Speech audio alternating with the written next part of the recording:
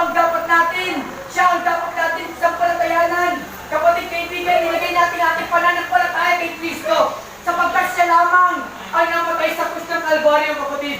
Kapatid, bakit po ang Panginoong Hesus namatay sa krus ng Kalbaryo? Sapagkat, kapatid, ayaw niya na tayo po ay mapahamak sa sinasabi pong dagat-dagatang apoy ng isopre.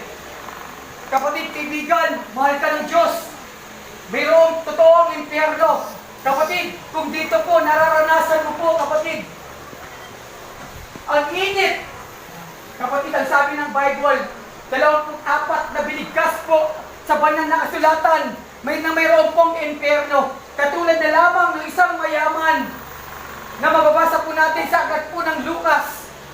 Sa Lucas chapter 16 verse 19, mayroon pong mayaman na nagdaramit na mamahalin at sagana sa pagkain araw-araw. At mayroon namang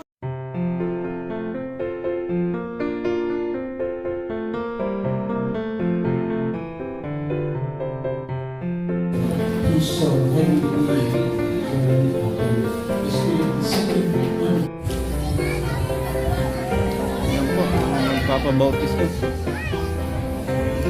Bata. Bawal tabi.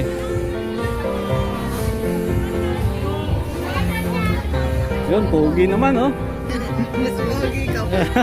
Sabay ka na. Yung papabautis mo, dami naman, oh. Network din kaya pa.